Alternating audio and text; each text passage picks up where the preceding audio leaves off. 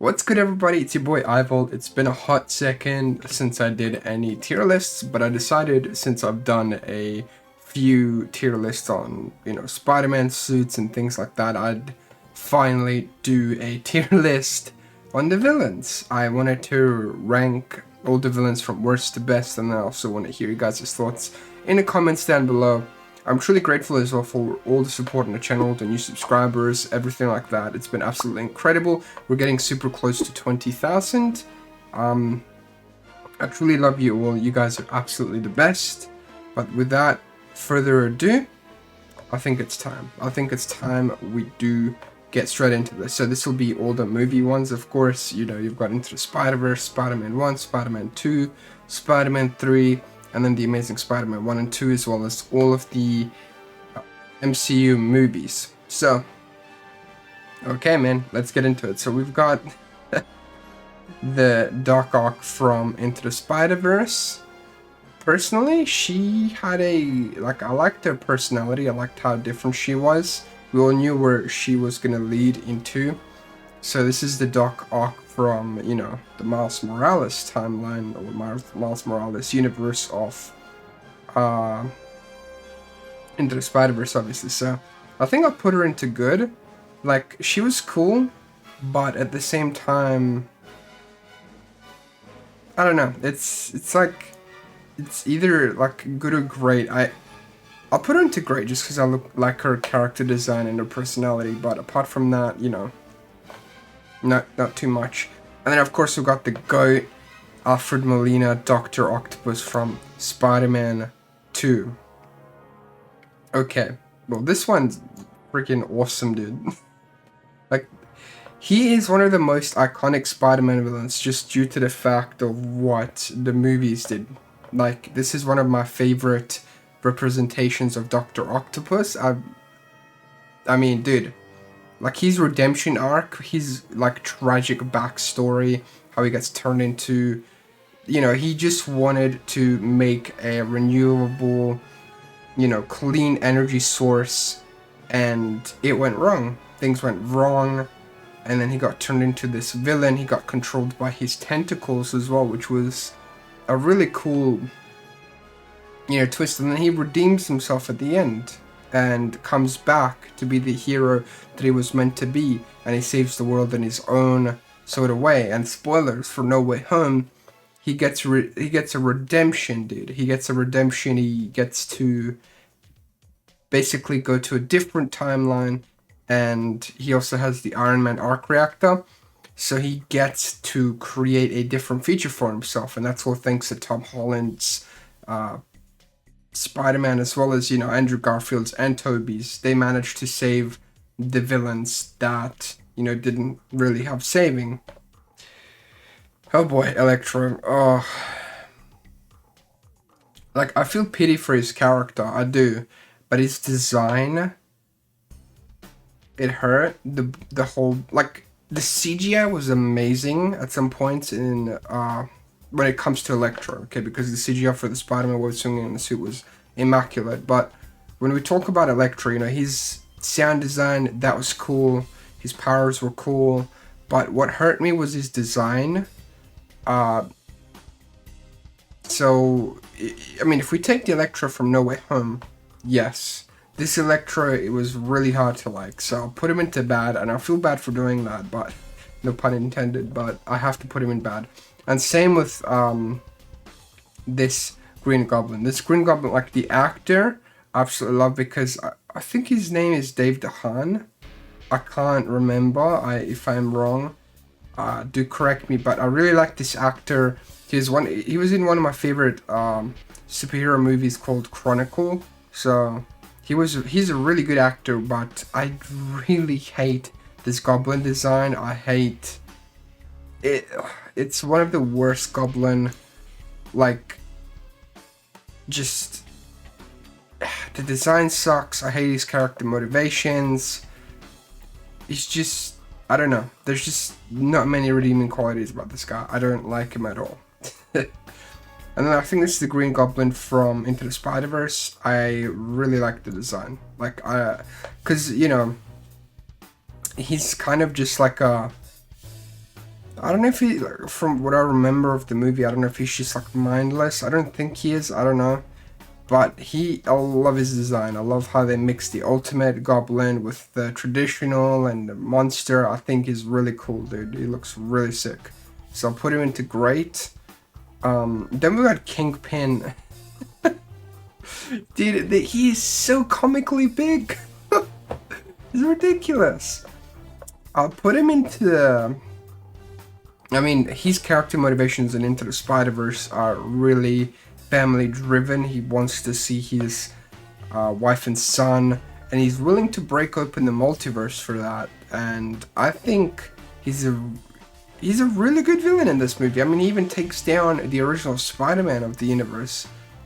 Granted, you know, he dealt the finishing blow. He didn't just take him down by himself, but he is a freaking great villain. Like, you see a bit of a, you know, we've got all three. We got 3 for 3 and Into the Spider-Verse villains in great. Oh god, the Lizard. Oh man.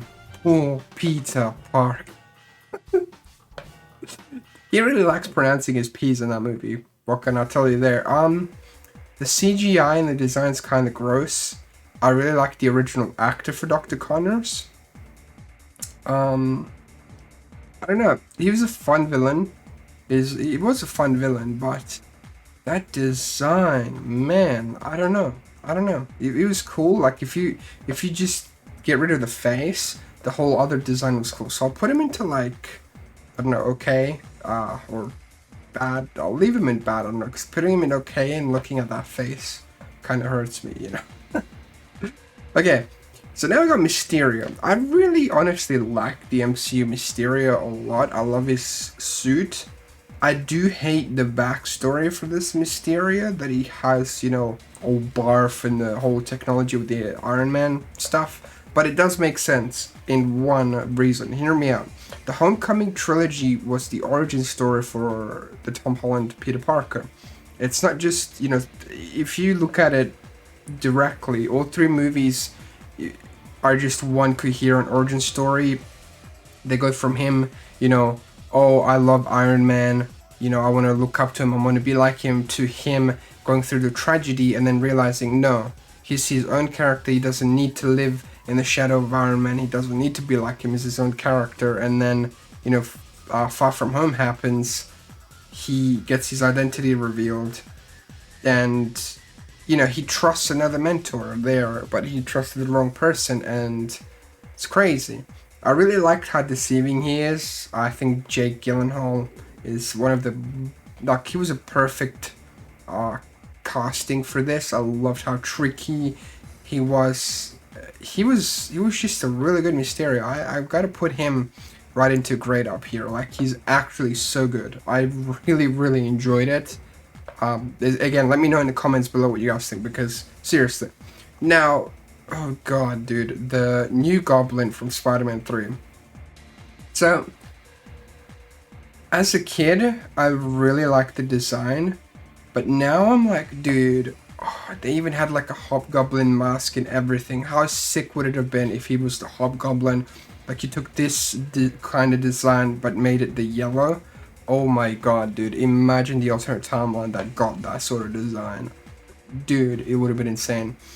You knew this was coming, Pete. I liked the sort of team up between them two, but I hated the love triangle aspect of his character. I did like the whole revenge story, but like Peter tells him so many times, dude, he's like, I didn't kill him. His glider, it was his own glider, and he just doesn't want to listen. But then again, it could be he's rage amplified with those Green Goblin chemicals. I don't know.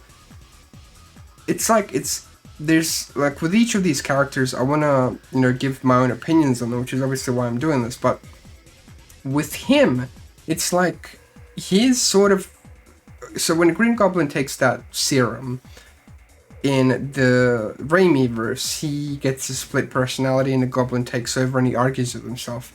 But it appears here, I don't know if it's just his guilt or something, but here he also sees that sort of Green Goblin, but it's his father.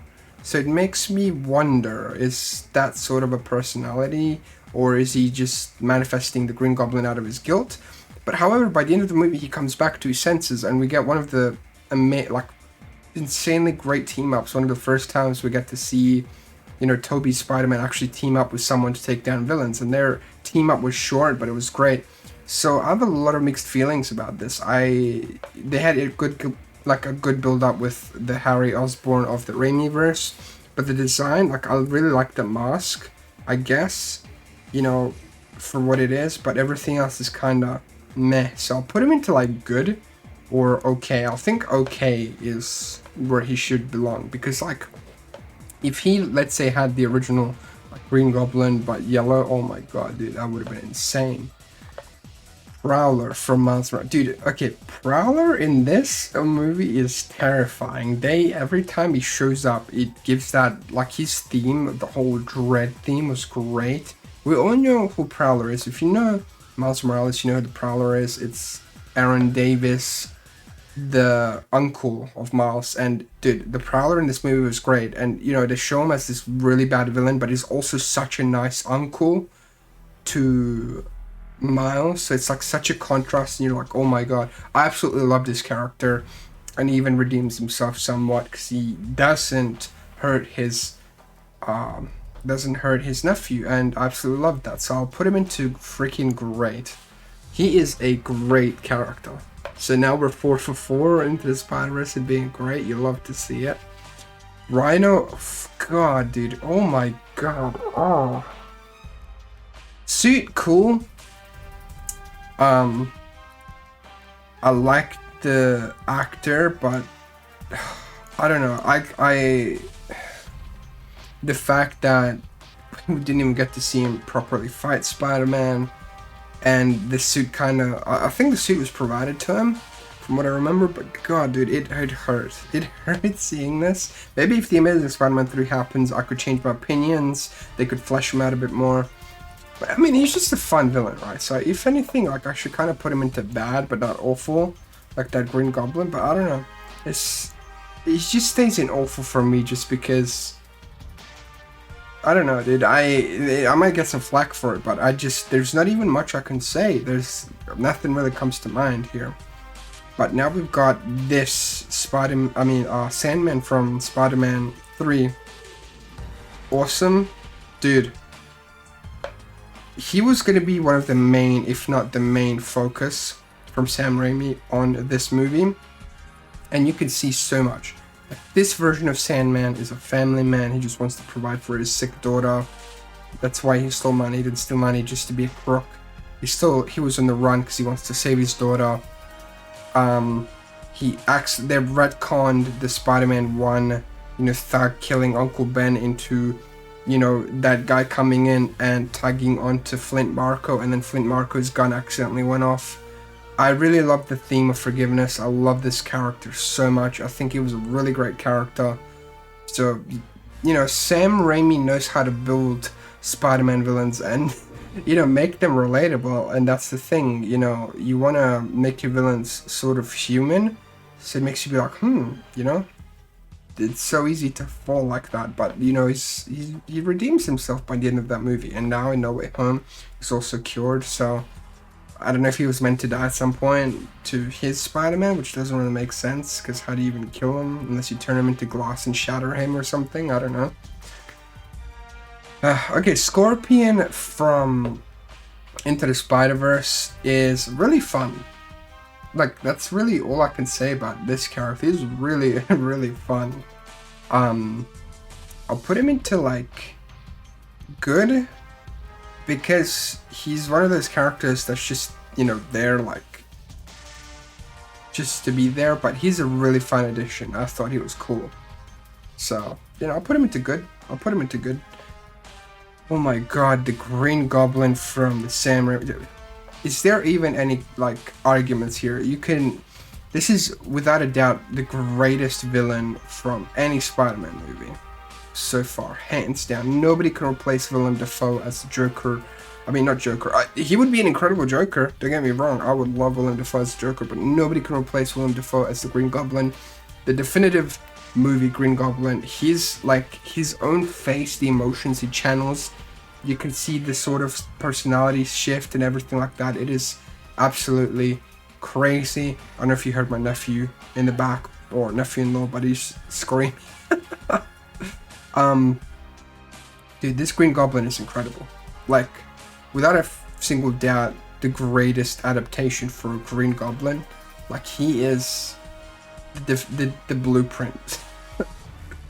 the villainy, the plot, the whole personality shift, it is perfect. In the costume itself, it's such a different shift. Because there was a Sam Raimi one that he wanted to use that was more like the comics, but that was too terrifying for everyone. So he changed it to this, and this is a beautiful costume. And wow, dude, I don't know, I just love it. It is incredible. There's just so many things I could say, but perfection, perfection. Shocker from Homecoming, okay, I don't know. There's gonna be more of him obviously in the next trilogy, 100% I'd assume, so we're gonna leave it at that. Tombstone as well, he's good in this movie. I don't really care too much for him. He's kind of like the right-hand man for Kingpin, so he's alright, he's fun, but you know, I do like his design, but apart from that, I don't really have much to say. Oh my god, dude, the Venom. Oh god, the Venom from Spider-Man 3. Oh my god. Okay, so the design could have been better. I understand what they went for because, you know, the Eddie Brock from Spider-Man 3 isn't really ripped. He's just some sort of like washed up reporter. You know, nothing really good going for him. The Venom was cool, but like I like the suit design here and there, but I didn't really care for it that much. It's just kind of forgettable. Like, it's kind of going between okay and bad for me. I'll put it into okay just because it's Venom, and I'm a huge fan of. I absolutely love Venom, but God, I don't know. I have so many mixed feelings about it. I don't know. It's hard. I like the spider design on him, like the classic spider, you know, but like, it is also cool to see the whole webbing thing, but at the same time, you know, I don't know. There's no there's no, like, you can tell he's a product of having too many villains crammed into the movie, and Sam Raimi really didn't want to do Venom. But yeah, and they're just okay. Now the Vulture from Homecoming, awesome, absolutely amazing villain.